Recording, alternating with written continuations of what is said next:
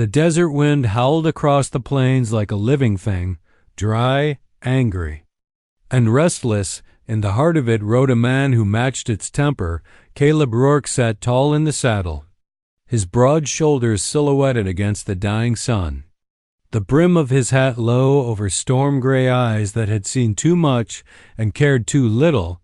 They called him Hellfire Rourke, the name stuck the night a barn went up in flames, his brother inside. Caleb had been too drunk to reach him in time. That was 5 years ago, and ever since, he'd been carrying that fire inside him, letting it eat away everything good that might have remained, had drifted from ranch to ranch, leaving behind whispers, bruises, and broken fences. Men respected him because they feared him. Women looked at him like he was something they wanted and shouldn't touch. Caleb didn't mind. It kept things simple. But that night, at the Dusty Spur Saloon, his rage found a new target. It started with a card game, 5 men, cheap whiskey, and the kind of tension that could turn deadly in a heartbeat. Caleb wasn't much for cheating, but he hated being accused of it. The man across the table, a ranch hand with a cruel grin, made the mistake of calling him a liar. The fight was quick and brutal. Bottles shattered, chairs splintered, and when it was done, the man lay in the dirt outside with a busted jaw and 2 cracked ribs. Caleb stood over him, blood dripping from his knuckles, breathing hard. The onlookers didn't dare move. That's when the marshal arrived. "Rourke," the lawman said, voice low, steady, "you keep fighting like this, one day you're going to swing for it." Caleb said nothing. He wasn't afraid of dying. Hadn't been since the fire. The marshal studied him for a long moment before sighing. "Old Hank Lawson's looking for a man. Said he'd take you on for the spring. Out north, by the foothills. You take that job, I'll forget this mess ever happened. You refuse, and I'll have you behind bars by sundown." Caleb spat blood into the dust, wiped his mouth, and gave a bitter half-smile. "Guess I'll be a ranch hand again." He left town at dawn the next morning, riding hard into the chill wind, the memory of the fire chasing him as it always did. By the second day, he reached the Lawson Ranch, a spread of weathered barns, golden pasture, and a main house with whitewashed walls and a porch that looked out over miles of open country. He swung down from his horse, boots hitting the dirt, and knocked on the door. An old man answered. Hank Lawson, gray-haired and built like a man who'd spent a lifetime breaking the land to his will. His handshake was firm, his eyes sharp. "You Rourke?" Hank asked. Caleb nodded. "Marshall sent me." "Yeah, he wired ahead. Said you were trouble. I could use trouble. Long as it works hard." Caleb gave a rough chuckle. "Work's one thing I don't fight with." Hank grunted. "Good. You'll start with the fences. My niece'll show you where." He turned and called into the house. "Evelyn. Got a new hand, needs direction." When she appeared in the doorway, Caleb forgot how to breathe. She wasn't what he expected, not some dusty ranch girl in old boots, but a woman with calm brown eyes and hair the color of chestnuts under the light. Her dress was plain, her manner steady, but there was something about her that pulled at him, a quiet strength he didn't understand. She met his gaze without flinching. "Mr. Rourke," she said evenly. "Welcome to Lawson Ranch." Caleb tipped his hat, his voice rough. "Ma'am." For the first time in years, the fire inside him shifted, not dying, not cooling, but changing, and though he didn't know it yet, that moment, a simple meeting on a dusty porch, would mark the beginning of the only fight he'd never want to win. Evelyn Grace. Monroe had seen broken men before, soldiers returned from war, miners crushed under guilt heavier than stone, husbands who'd lost wives and turned to the bottle. She knew the look in Caleb Rourke's eyes the moment he rode in, the look of a man haunted by ghosts that never slept. Didn't talk much the first few days. He just worked hard from sunup till moonrise. He rode fences, hauled timber, fixed the forge, and moved like a man trying to outrun something only he could see. When he passed her in the yard, he tipped his hat. said nothing more than ma'am, and kept walking. Evelyn didn't mind the silence. She'd grown used to it herself after her husband, Thomas, died 2 years back of yellow fever. She'd left everything behind: the house, the town, the whispers that followed a young widow who wouldn't weep in public. Hank, her mother's brother, had offered her refuge here on the ranch. She'd accepted, needing peace more than pity, but peace was a fragile thing when Caleb Rourke was near. There was something about the way he moved, powerful, deliberate, yet weary, that stirred things she hadn't felt in years. When she caught him once at the well, his shirt clinging to his shoulders, she turned away fast, scolding herself. A man like that was fire, beautiful, dangerous, and best admired from a distance. Still, distance has a way of shrinking on a ranch. It was a Tuesday afternoon when she found him in the blacksmith shed, cursing softly under his breath. He'd been trying to fix a loose hinge when the forge spat a spark onto his hand. He hissed, shaking it off, but she saw the red welt instantly. "Hold still," she said. Stepping inside before he could protest, "It's fine," he muttered. "Hiding his hand, Mr. Rourke," she said, her tone leaving no room for argument. "Sit." He hesitated, then obeyed. Almost surprised by himself, she fetched a basin, poured cool water, and took his rough, burned hand in hers. His skin was warm, calloused, and trembling under her touch. He stared at her, eyes dark beneath his hat brim. "You got a doctor's hands, Miss Monroe." She smiled faintly. "Healer's hands. Doctors charge too much." He chuckled, a sound she hadn't heard from him before, deep, low, and startlingly warm as she wrapped his palm in linen. Their eyes met, and for a heartbeat, neither moved. She saw pain in him, yes, but also something raw and unguarded, something human. "Does it hurt much?" she asked softly. He shook his head, but his voice came rough. "Not anymore." The air between them changed, quiet but charged. Like the moment before a summer storm, Evelyn drew back, her breath uneven. "You'll need to keep it clean," she said, forcing steadiness, "and stay away from the forge for a few days." "Can't promise that," he said, standing. "Work don't wait." She folded her arms. "Then maybe learn to work smarter." He grinned at that, a real grin, crooked and dangerous. "You always this bossy, Miss Monroe?" "Only when men don't listen." He tipped his hat. "Guess I'll have to listen more then, for the rest of the week." Evelyn found herself watching him, the way he spoke kindly to the horses, the way he fixed broken tools with quiet patience. He wasn't just a brute with a temper. There was depth beneath the scars. One night, when Hank fell ill, Caleb sat outside the porch till dawn, checking on him every hour without being asked. Evelyn saw him through the window, his hat in his hands, whispering something she couldn't quite hear by morning.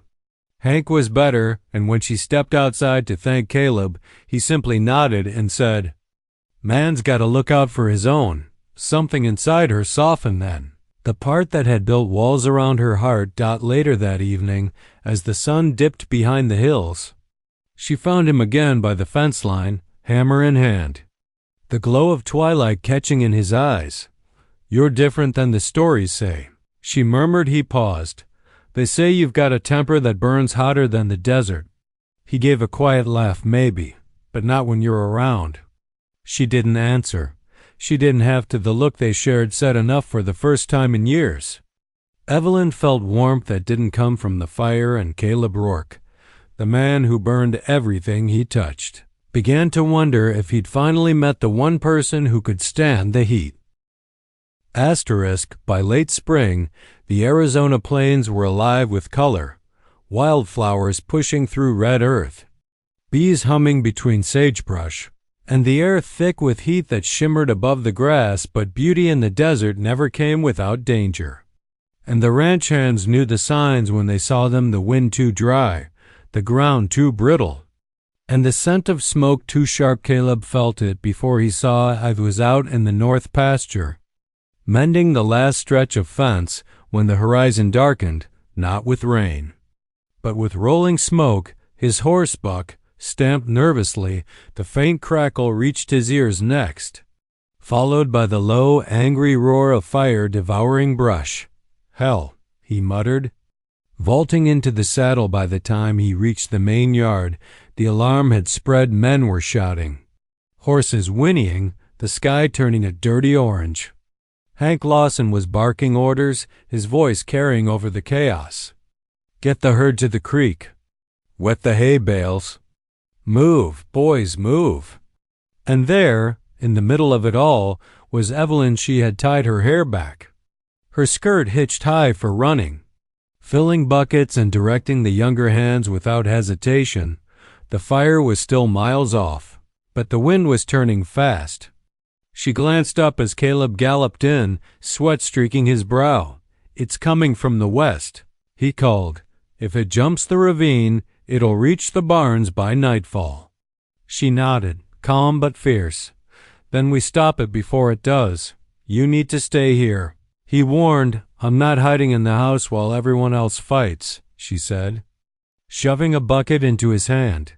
"You'll waste time arguing with me, Mr. Rourke." He almost smiled, even now.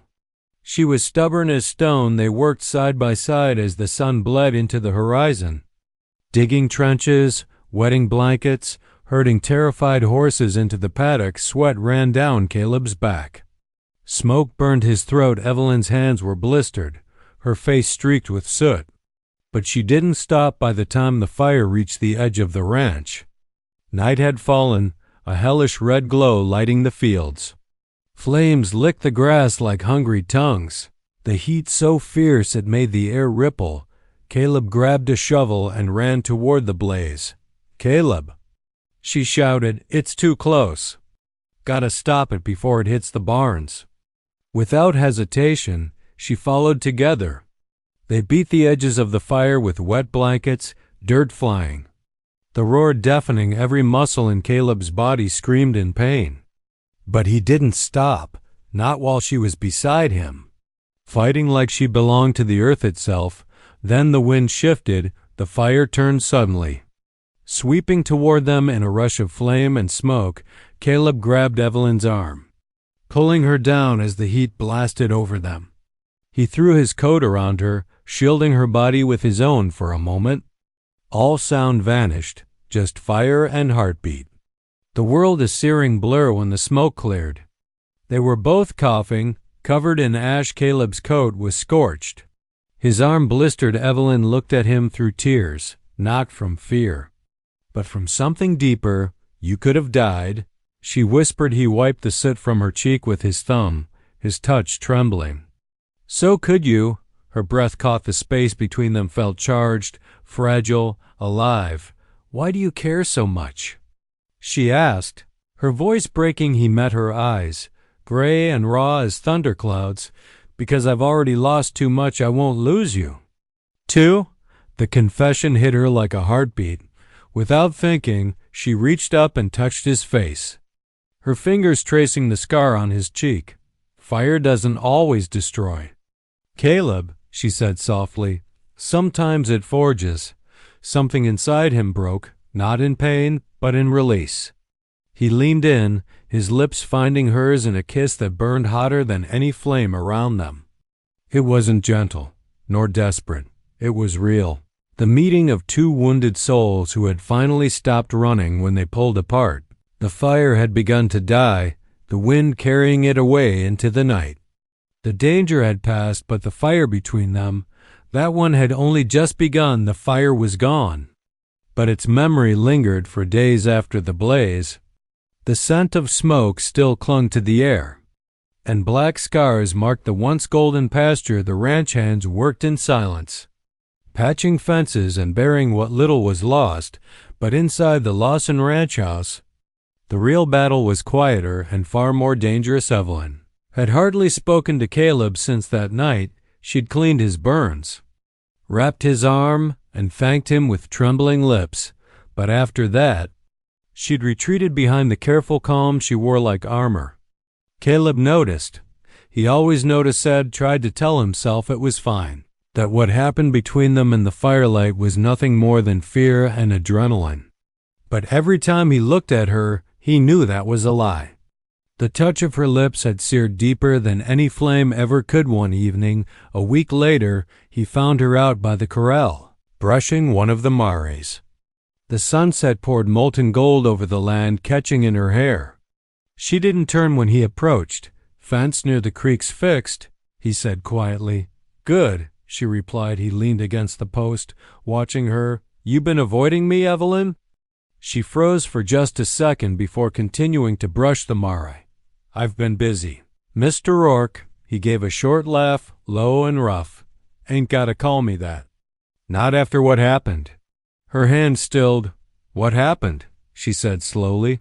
Was a moment a dangerous one, the kind that shouldn't have happened at all. Caleb stepped closer.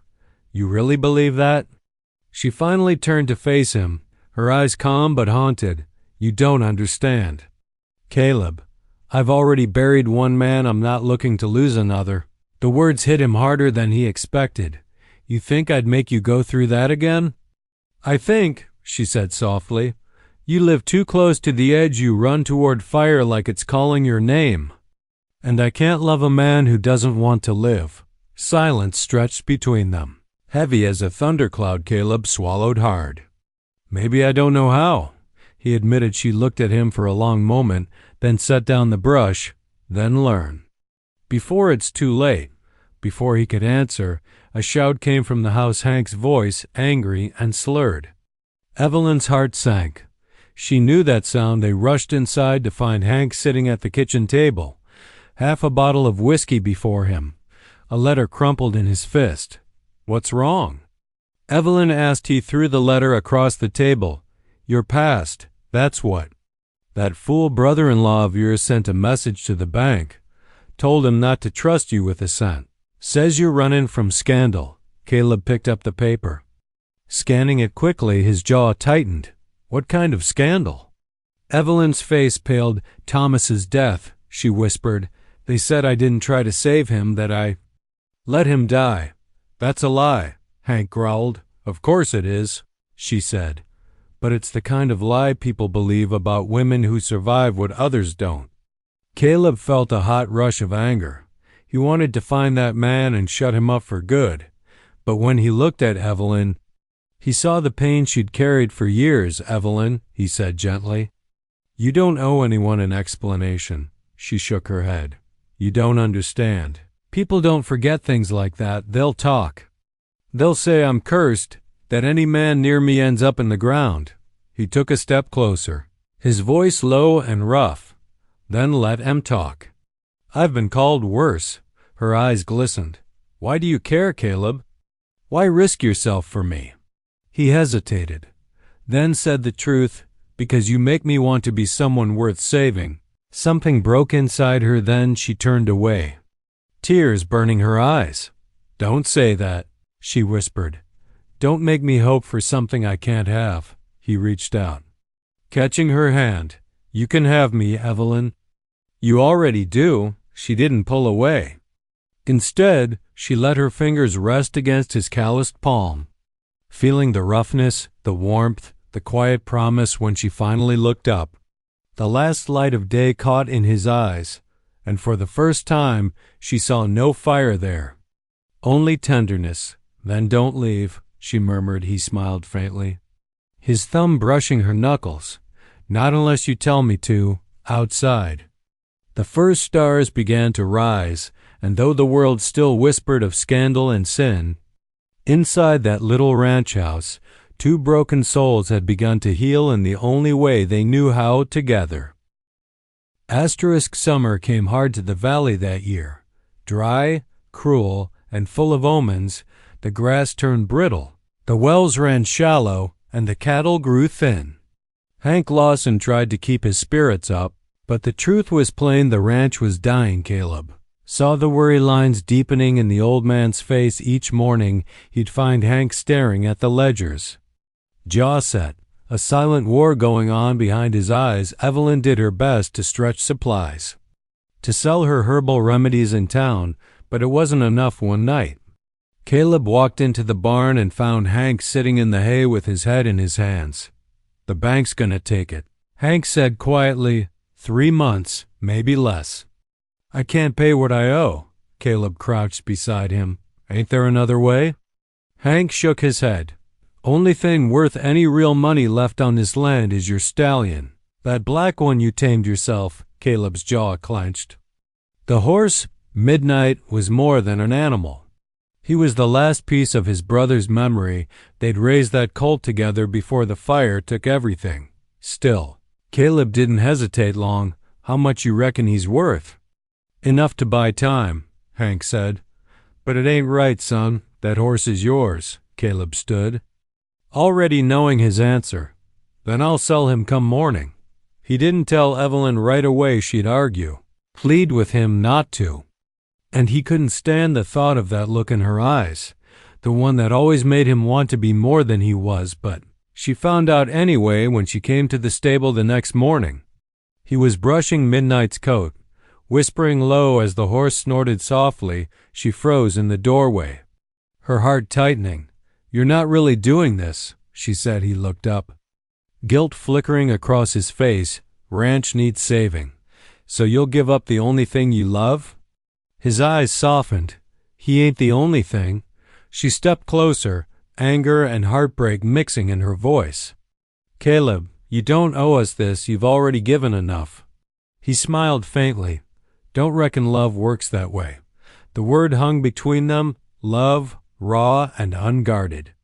It was the first time he'd said it out loud. Evelyn's throat tightened, her breath catching before she could answer. He cupped her cheek, his rough thumb brushing her skin. "You gave me peace, Evelyn. Let me give you something back." She turned her face into his palm, trembling. "You always think you have to burn for everyone else to live." "Maybe," he said quietly, "but this time, it's worth it." By the time the sun rose, he was gone, riding hard toward town. Dust trailing behind him, Evelyn stood on the porch, hand to her heart, watching until he disappeared beyond the ridge that night. As she sat by the fire, a rider came galloping up the path. It wasn't Caleb. It was one of the ranch hands, breathless and pale. "He's in trouble, Miss Monroe," the man said. "Went to sell the stallion, but that brother-in-law of yours showed up at the auction, started running his mouth, calling you a liar, saying Caleb was a criminal." Caleb lost his temper, near beat the man bloody before they dragged him off. Evelyn's heart stopped. "Where is he now?" "Marshall's got him. Said he'll hang if that man dies." She didn't wait another second. Within minutes, she had her coat on, her hair tied back, and a pistol strapped to her saddlebag. The sky was dark, thunder rolling in the distance, another storm brewing. She mounted up and spurred her horse into the wind, heart pounding with every stride. All she could think of were his last words, "You gave me peace." Now it was her turn to return the gift, to fight for him the way he'd fought for her. Caleb has just returned home from jail after being falsely accused of assaulting Charles Monroe, Evelyn's manipulative brother-in-law. His name is cleared, but the scars remain, both physical and emotional. Evelyn had fought fiercely to prove his innocence, defying society, her past, and her own fear of love in saving him. She proved not just her loyalty but her own strength, the quiet courage of a woman who had once been overlooked by the world back at the ranch. The land bears the marks of the long summer drought. The fences are broken, the soil cracked, the cattle lean, yet something feels different now, as though the place is breathing again for the first time. Caleb allows himself to slow down the restless energy that once drove him. That old hunger to prove himself to a world that had already judged him begins to ease Evelyn's steady presence, her calm voice, her healing hands. Her unflinching belief in him becomes his new anchor one evening. As the sky blazes orange over the ridge, Evelyn stands on the porch. Watching the sun dip behind the hills, Caleb joins her. Silent at first, he's unsure how to speak the truth that's been building inside him, that he's finally ready to let go of his past. She senses it before he says a word. Their bond has grown into something beyond words, forged through storms, loss, and the quiet acts of care that mean everything when words fall short. Evelyn tells him she plans to rebuild the ranch house gardens, the ones Hank's wife once kept before she died. She wants to plant new life, to start something that will outlast them both. Caleb offers to help, though he jokes that he's better with fences than flowers. But beneath the teasing, there's something deeper, a shared understanding that building together is their way of healing as they work side by side in the days that follow. The walls between them dissolve completely. Caleb, who once feared letting anyone close, finally accepts that love isn't weakness, it's endurance. Evelyn, who once believed she was unworthy of affection, realizes that her strength has always been her tenderness, the kind of compassion that saves people quietly. Without fanfare, the story reaches its emotional peak when Caleb surprises her one evening at sunset. The drought has finally broken, and the first rainfall in months paints the air with that sweet, clean smell of renewal in that golden light. He takes her hand and leads her out into the rain. No words, just the two of them, barefoot in the wet earth, laughing like children. The storm that once symbolized chaos and destruction now becomes a symbol of rebirth. Then, softly, Caleb says the words he's been holding back since the first day they met. You tamed me. Evelyn, not with chains but with peace, and Evelyn answers, tears glinting in her eyes, you didn't need taming. Caleb, you just needed someone to see the fire and not fear it. Months later, the ranch thriving again, the wildflowers blooming across the hills. Evelyn's garden is full, the porch alive with laughter and the smell of coffee. Caleb sits beside her, one arm around her shoulders, his once tormented gaze now calm and sure. Man who once believed he was destined to burn out has found something worth living for, and the woman who thought she was too broken to be loved has discovered that love isn't about being perfect. It's about staying when the fire comes. Together, they've built not just a ranch, but a home, a place where the past no longer owns them, and where every sunset feels like a promise kept.